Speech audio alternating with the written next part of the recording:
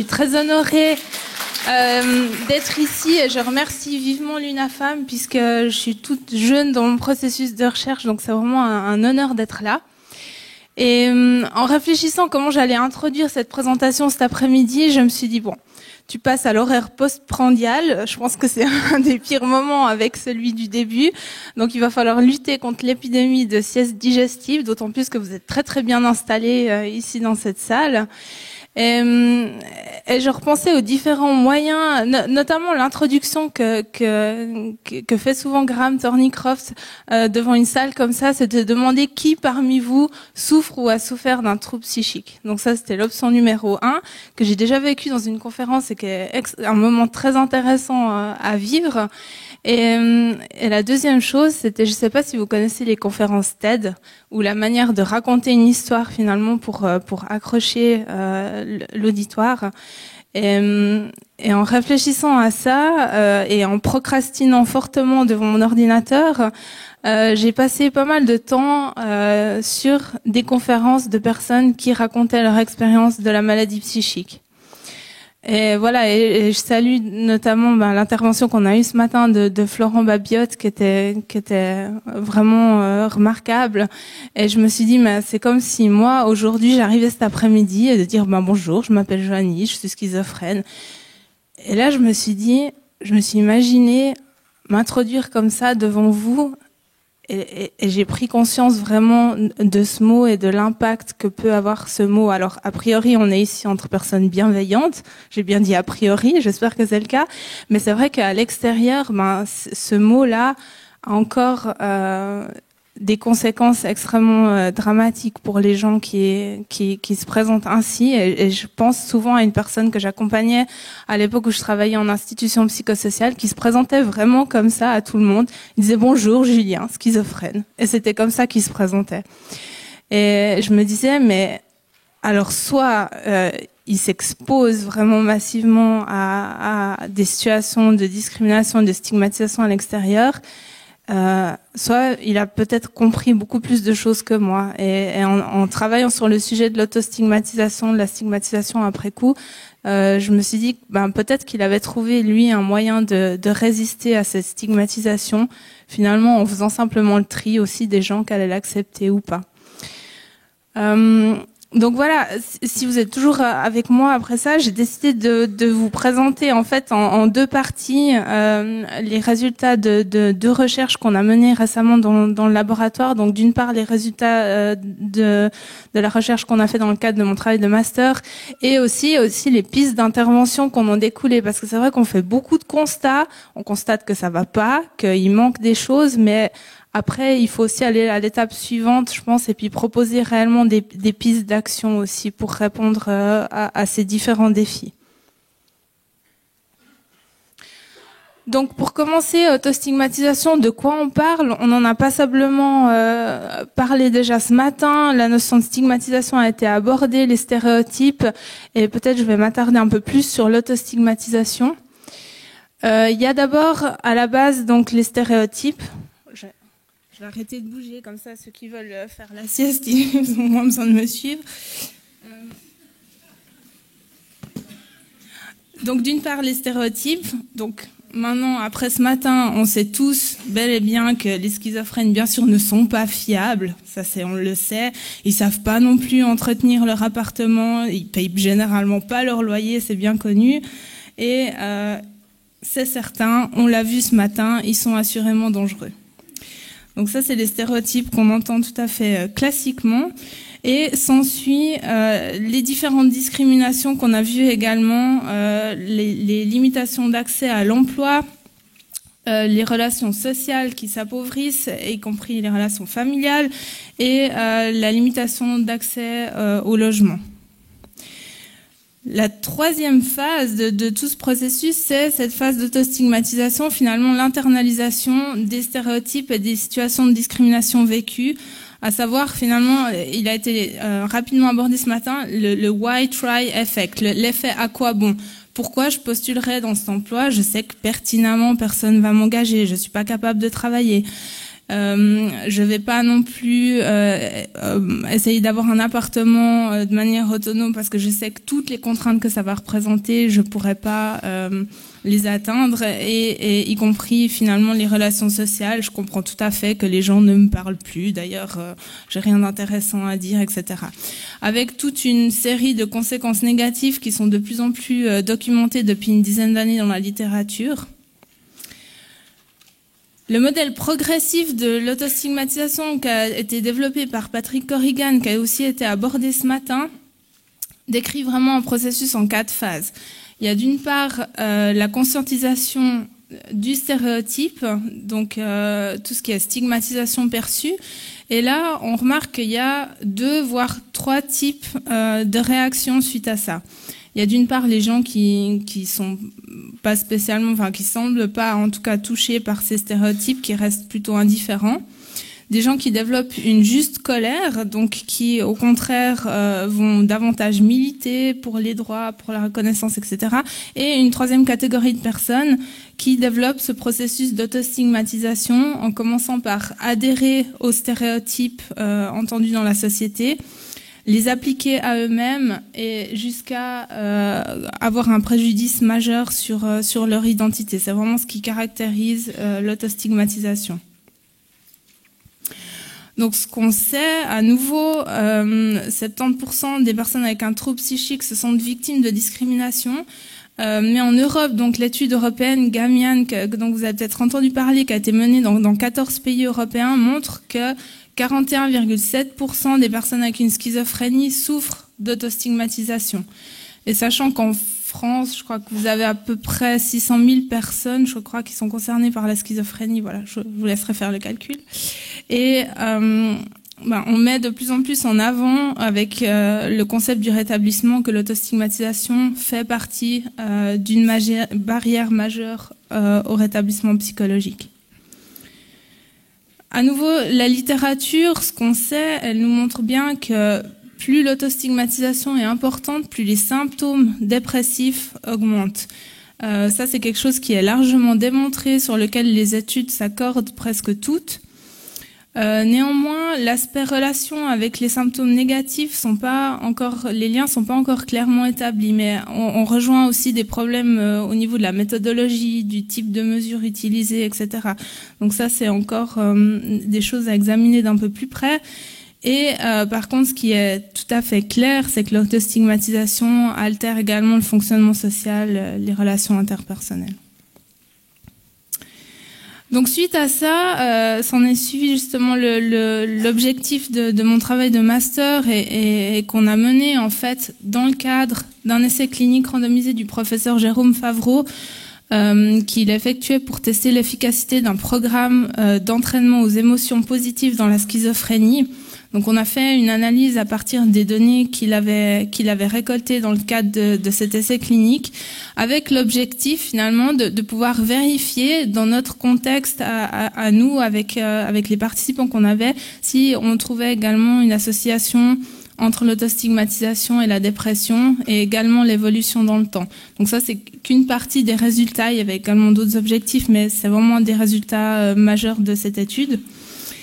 Donc, on a récolté les données auprès de 80 personnes qui souffraient de troubles du spectre de la schizophrénie et utilisé deux échelles, une échelle pour l'autostigmatisation, une échelle pour la dépression. Concernant les résultats, donc on voit principalement que on avait des durées de vie avec la maladie en années assez étendues, et ça je vous montrerai dans les résultats d'après que c'est quelque chose qui joue un rôle par rapport à la question de l'autostigmatisation, et des niveaux relativement modérés à élevés d'autostigmatisation, sachant que pour cette échelle-là le maximum est de 36, et là on a une moyenne à 20,8, mais qu'on considère déjà comme un niveau d'autostigmatisation importante. Et cette échelle d'autostigmatisation comporte aussi l'évaluation de la discrimination qui est perçue par les personnes, la crainte de divulguer sa maladie, la divulgation, et la difficulté à entrevoir les aspects positifs de la maladie. Ce qu'on voit en termes d'association avec l'autostigmatisation, c'est que l'âge et la durée de vie avec la maladie sont corrélés positivement avec cette dimension discrimination. Autrement dit, plus les personnes ont vécu d'années avec la maladie, avec un diagnostic, plus elles se sentent discriminées. Alors d'une part, on peut effectivement faire l'hypothèse que finalement, plus la personne a vécu d'années avec la maladie, plus elle a eu de risques, entre guillemets, d'être face à ces situations de discrimination. Mais une autre hypothèse aussi, et qu'on espère pouvoir vérifier, c'est que finalement, on est peut-être aussi à un tournant lié à l'évolution de la psychiatrie sociale, qui fait que peut-être les patients plus âgés ont encore été accompagnés selon un ancien modèle de prise en charge beaucoup plus stigmatisant, et que par ailleurs les patients plus jeunes ont pu bénéficier de ce suivi de la psychiatrie sociale axé sur leur établissement, et qui, peut-être on l'espère, ont subi moins de discrimination. Les femmes aussi se sentent plus discriminées que les hommes par rapport à cette sous-dimension-là. Mais par contre, elles perçoivent davantage les aspects positifs de la maladie. Ça, c'est notre côté résilient à toute épreuve. Mais par contre, voilà, on sait aussi, c'est toujours des hypothèses, on sait aussi que, oui, on est en 2018, mais le statut de femme reste quand même plus discriminé aussi globalement de par le genre. Donc, voilà, on a émis plusieurs hypothèses là autour. Par contre, le fait de vivre dans un environnement protégé, donc soit en institution psychosociale, en appartement protégé, etc., est associé à des niveaux plus faibles d'autostigmatisation que les personnes qui vivent de manière indépendante à l'extérieur. Et finalement, un des résultats majeurs, c'était cette relation vérifiée entre l'autostigmatisation et la dépression. Donc en regardant ça un petit peu plus en détail, on a vu, je vous passe l'explication du graphique, mais on a vu dans les analyses prédictives que en plus d'être, entre guillemets, simplement associé d'un point de vue purement statistique, méthodologique, il y avait vraiment une prédiction en partie de la dépression par l'autostigmatisation. Et plus spécifiquement par ces deux sous-dimensions, discrimination et difficulté à percevoir les aspects positifs de la maladie. Donc dit beaucoup plus simplement en français, c'est le fait que plus les personnes se sentent discriminées et plus elles ont de difficultés à entrevoir des aspects positifs à leur maladie, plus leurs symptômes dépressifs sont prononcés. Donc ça, c'était un résultat qui nous donne vraiment des pistes de recommandations au niveau de la clinique. Et c'est des recommandations qui rejoignent aussi ce qui a été dit ce matin, d'intégrer l'évaluation de l'autostigmatisation pour pouvoir, notamment, ne serait-ce déjà que créer un espace de discussion avec le patient autour de cette question-là, parce que vous le verrez après par rapport au programme qu'on a proposé aux participants, les participants expriment un réel besoin d'en parler, puisque c'est quelque chose qui semble peu abordé en fait avec les thérapeutes. Donc intégrer des mesures d'évaluation de l'autostigmatisation donne déjà la possibilité d'en parler et du coup de proposer des interventions ciblées, de distinguer aussi ce qui est de l'impact, enfin des conséquences de cette autostigmatisation et des symptômes de la maladie, mais aussi finalement agir de manière plus directe auprès du patient. Donc on a un énorme travail encore à faire au niveau sociétal par rapport à la lutte contre la stigmatisation, mais on sait aussi, et les études montrent que pour l'instant, les campagnes de large échelle n'ont pas vraiment beaucoup de succès, et toutes les interventions de ce matin le montrent aussi.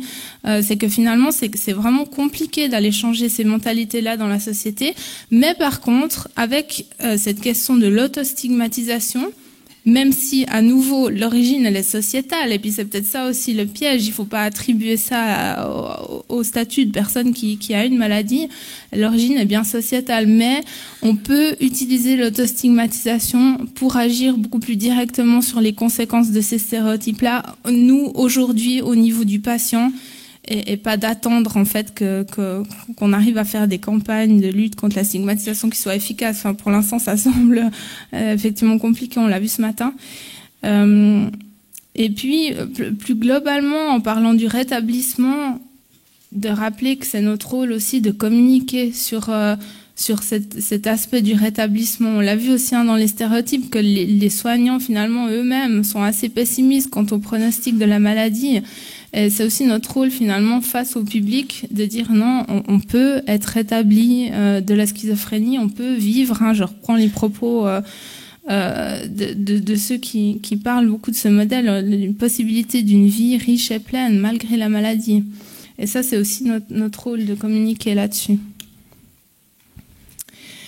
Donc suite à ça c'était le constat issu de la première étude. On a le professeur Jérôme Favreau se contente pas de faire des constats, il essaie aussi de proposer des interventions. Donc il m'a remis au travail pour la suite de cette étude-là sur des pistes d'intervention. Et c'est là que je souhaite vous présenter le programme HOP, donc qui est traduit par honnête, ouvert et prêt, et qui est j'ai très peur que vous vous endormiez, alors je vais rebouger peut-être. Et donc l'objectif du programme HOP, c'est de soutenir les personnes dans leur décision de révéler ou pas qu'elles ont une maladie mentale, mais aussi de parler de leur rétablissement. Donc derrière ce programme-là, il y a Patrick Corrigan, dont on a parlé tout à l'heure par rapport au modèle progressif de l'autostigmatisation. Et lui, il fait le postulat que dévoiler sa maladie psychique peut être un moyen de reprendre du pouvoir sur sa vie, de renforcer son estime de soi et de lutter contre les stéréotypes. Alors je vous cache pas que c'est un programme américain à la base, qu'on a dû faire une certaine adaptation culturelle dont je vous parlerai tout à l'heure. Ça c'est vraiment les postulats sous-jacents au programme, mais voilà, où il y a peut-être une nuance à apporter par rapport à la culture européenne pour l'instant en tout cas.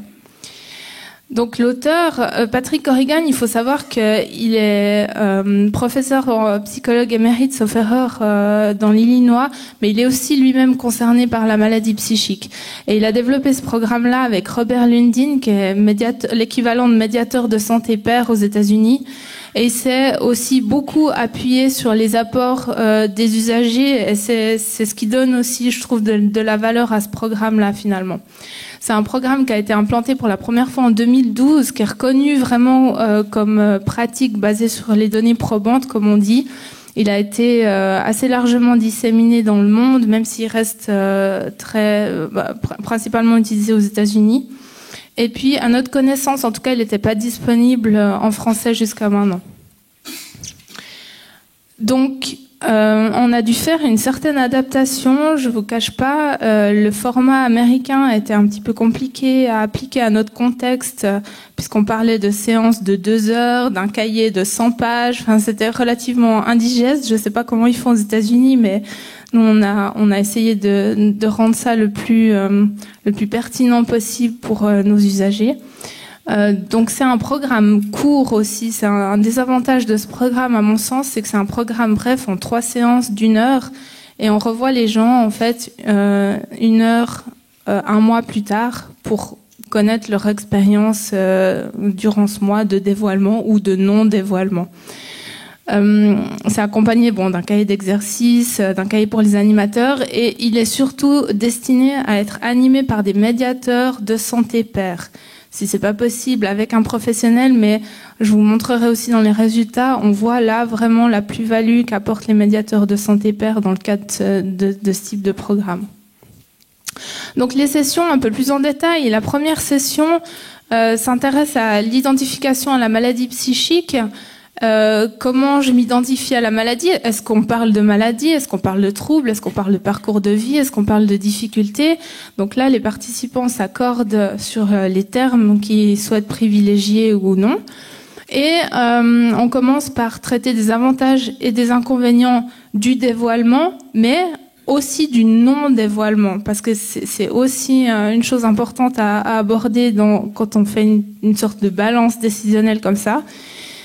Des avantages et des inconvénients à court terme, mais aussi à long terme, parce que souvent c'est différent, et bien sûr selon les contextes. Face à un employeur, face à des amis, face à la famille, il y a énormément de variations à ce niveau-là. Donc on réalise ce type d'exercice-là. Donc on a simplement un support PowerPoint aussi où on utilise comme support aux discussions entre les participants. La session 2, on aborde les différents degrés de dévoilement. Souvent, en discutant avec les participants, on se rend compte qu'ils ont cette vision soit je dis rien, soit je dis tout. Et là, on essaye d'amener une certaine nuance en montrant finalement les différents degrés de dévoilement.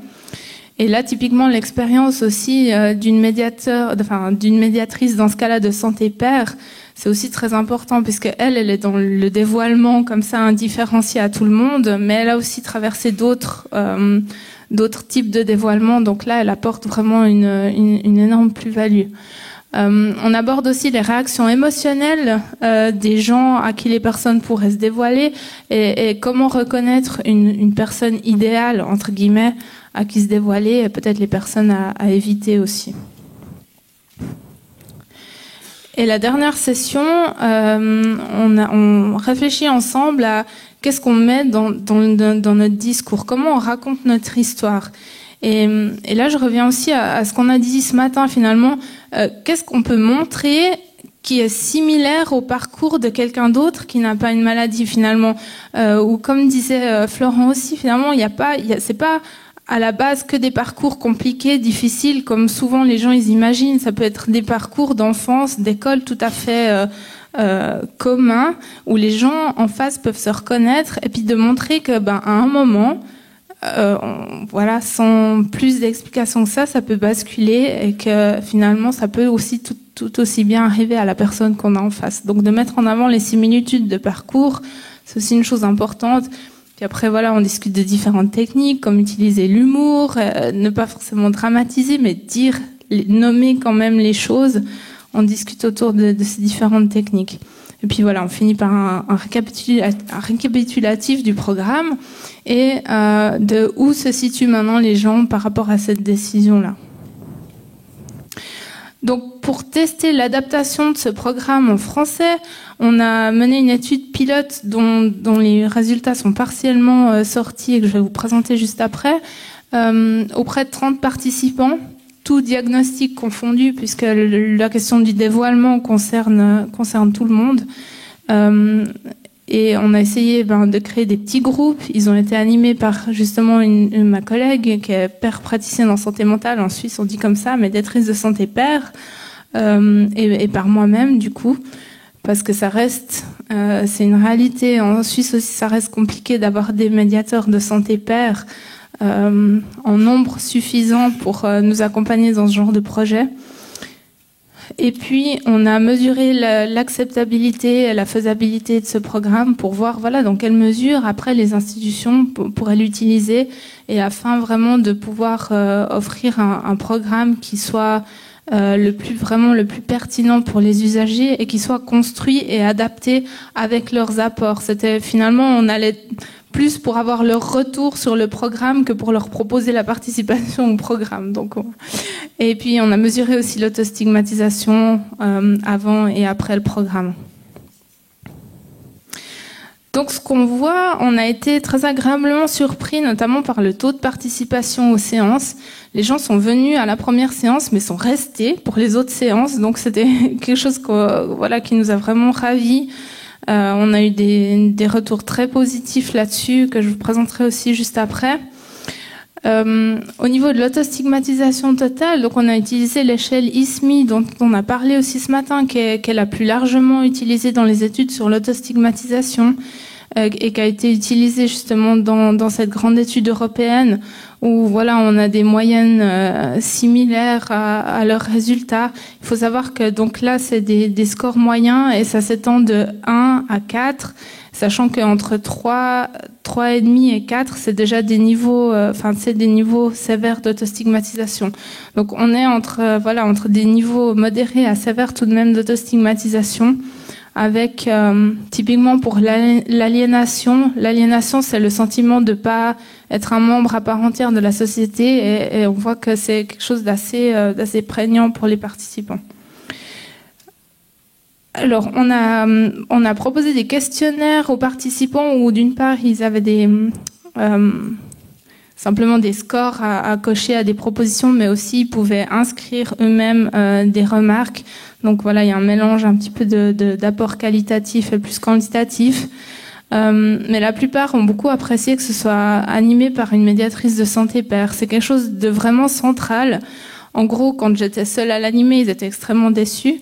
Et ils demandaient constamment où était ma collègue. Enfin, c'est là où je me suis sentie très seule, mais où j'ai vraiment pris conscience de faire ça vraiment à deux avec une médiatrice de santé pair, que ce soit dans le développement, dans l'animation, à toutes les étapes de ce type de projet. Et pour beaucoup, hop, le programme a permis d'ouvrir cet espace de discussion qui apparemment leur manquait. Ils nous disaient, mais voilà, c'est juste formidable de pouvoir en parler déjà avec les autres. Et c'est une question qu'on a généralement au quotidien. On est face à cette situation où on rencontre quelqu'un qu'on connaissait pas et de dire, mais qu'est-ce que je dis? Jusqu'où je le dis finalement? Quel risque je prends à aller plus loin? Comment je sais que je peux faire confiance à la personne? Et ils avaient cette idée souvent finalement d'être un peu obligés de dire. C'est quelque chose qui ressortait chez beaucoup, de se sentir un petit peu redevable, de dire absolument la vérité. Et ça a été tout un travail aussi dans les groupes, ensemble avec les participants, de se dire mais finalement, qu'est-ce qui oblige à tout dire? Qu'est-ce qui oblige à tout dévoiler? Et c'est un gros point en fait qui a évolué durant ce programme-là, où au début il y avait c'est un programme américain qui est extrêmement militant pour le dévoilement absolument comme moyen de lutte contre les stéréotypes. Alors je pense que au niveau culturel, on peut pas ici en Europe, comme ça a été aussi dit ce matin, juste dire aux gens mais oui, pas de problème, allez-y, dévoilez à votre employeur, à vos voisins, etc. Parce qu'on met les gens aussi face à des risques qui sont importants, et tout d'un coup, on a aussi pris conscience de ce risque-là pendant l'animation de ce programme. Donc c'est une grosse nuance qu'on va aussi apporter à la version finale. J'y reviendrai aussi peut-être dans les conclusions, mais la plupart ont aussi pu profiter des apports du programme pour appliquer certains éléments dans leur quotidien. Et puis, tous recommanderaient la participation au programme à d'autres personnes qui souffriraient de troubles psychiques. Alors, je ne sais pas si c'était parce qu'on était dans la salle quand ils ont rempli. Là, on est de nouveau dans les biais de désirabilité sociale. Mais on voit que voilà, ils y ont quand même trouvé un intérêt. Puis après, voilà, il y a d'autres choses qu'on va travailler, typiquement la question d'avoir un cahier d'exercice qu'on n'a pas utilisé pendant les séances, et voilà, des questions plus pratiques, le nombre de séances, etc. Donc voilà quelques propos des participants. Ils ont extrêmement apprécié le fait que ce soit en groupe. Finalement, ils se sont beaucoup nourris des échanges des uns des autres, des expériences des uns des autres, de dévoilement ou de non-dévoilement. Et c'est avant tout ça qui leur a été profitable. Et puis cette prise de conscience aussi, comme je l'ai dit tout à l'heure, qu'ils sont pas obligés de tout dévoiler. Pour ceux qui étaient dans ce cas de figure-là, et pour ceux qui étaient dans le non-dévoilement, une prise de conscience aussi qu'ils pouvaient avoir des bénéfices à se dévoiler à certaines personnes en qui ils avaient confiance.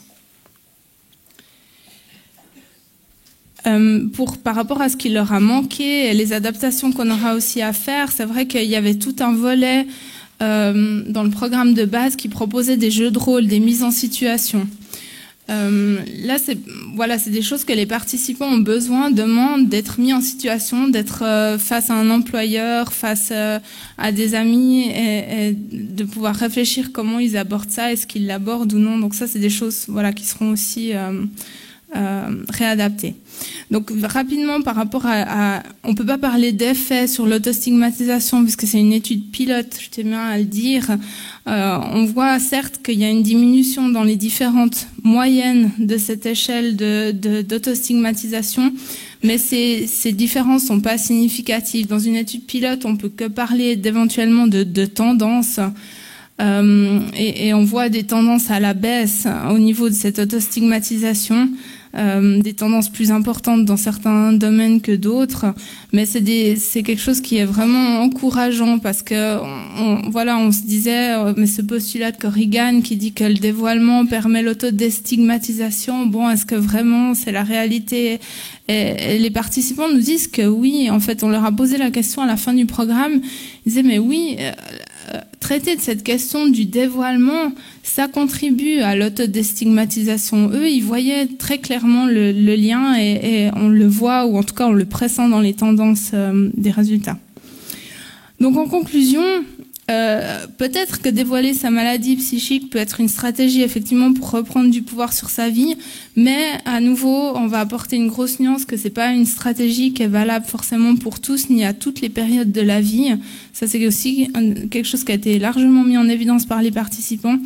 Et je voudrais souligner aussi le travail justement de ma collègue Caroline Souter, qui est médiatrice de Santé Père, et qui travaille avec nous dans le laboratoire d'enseignement et de recherche. Elle est intégrée dans l'enseignement, dans la recherche et dans la pratique clinique.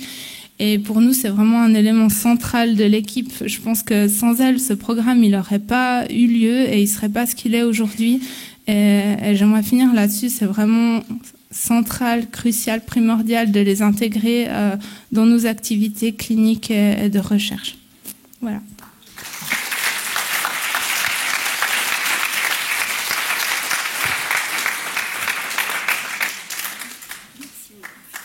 Merci beaucoup à Joanie Pelé qui nous a parfaitement tenus éveillés dans cette période postprandiale difficile. On est tous d'accord. En nous apportant des perspectives d'intervention contre l'auto-stigmatisation, qui est quand même quelque chose de formidable, de savoir un peu qu'est-ce qu'on va pouvoir faire pour améliorer les choses. Alors, on va juste, parce qu'on est déjà en retard bien évidemment, on va juste vous demander de poser deux questions à Joanie. Alors, la première question, est-ce que vous avez été inspiré par le côté de la communauté LGBT pour le outcoming, c'est-à-dire donc révéler son homosexualité et autres genres? Est-ce que c'est à peu près ça? Et la deuxième question, c'est dans le monde du travail. Moi, j'ai vécu ça. Donc, une collègue de 30 ans, malheureusement, s'est suicidée par une fenêtre. Et on a convoqué un CHSCT, extraordinaire, bien sûr. Le médecin de prévention, quand j'ai posé la question, étiez-vous courant de sa pathologie? Elle a dit non, parce que c'est une démarche individuelle, donc elle ne nous l'avait pas signalé. Donc est-ce qu'au jour d'aujourd'hui, ça date peut-être presque 5-10 ans, au jour d'aujourd'hui, est-ce qu'il est possible, avec les moyens informatiques, carte vitale et autres, que le médecin de prévention puisse avoir accès à la CNAM, au réseau CNAM, pour savoir le dossier médical à l'insu, entre guillemets, plein gré de la personne, sachant que c'est sous le cas de la confidentialité. Je pose la question, peut-on protéger quelqu'un malgré lui d'une connaissance? Pourquoi je te pose la question? Parce qu'elle aurait dû, en effet, l'inviter à dialoguer mieux avec elle, certainement, ce qu'elle n'a pas pu faire. Elle a fait qu'une visite annuelle classique, mais elle n'avait pas été au-delà. Donc elle regrettait certainement cette faille. Qu'en pensez-vous? Alors, pour la première question, effectivement, cette question du dévoilement part des travaux liés au coming out de la communauté LGBT. Patrick Corrigan s'est appuyé effectivement là-dessus. Et pour développer les interventions également, c'est sur ce modèle-là, effectivement, que ces travaux ont découlé. Pour la deuxième question, je pense pas être la bonne personne pour répondre. Il faut interroger quelqu'un qui connaît les textes de loi en Suisse. En tout cas, ce serait pas possible et personne n'est d'accord sur cette question. Finalement, j'ai assisté à un grand débat entre un de nos psychiatres référents et justement ma collègue Caroline Souter, qui est médiatrice de Santé Père, et le psychiatre chef qui disait mais moi je dis à mes patients mais surtout ne vous dévoilez pas. Ne dites pas et protégez-vous. Et ma collègue médiatrice de Santé Père disait mais non, moi je me sens obligée de le dire, je me sens obligée de me dévoiler parce que s'il y a un problème, j'aimerais que les gens puissent aussi. Elle avait une expérience professionnelle antérieure et elle disait mais finalement le fait de le dire en amont, ça me permettait aussi de m'assurer que les gens allaient réagir de la bonne manière si j'avais un souci d'ordre de santé. Donc pour l'instant, c'est des débats idéologiques très individuels. J'ai pas de réponse au niveau légal par rapport à ça. Mais effectivement, c'est par rapport au domaine de l'emploi, je pense que c'est particulièrement un point crucial. Ouais. Donc, une deuxième question, on avait dit, est-ce que, voilà.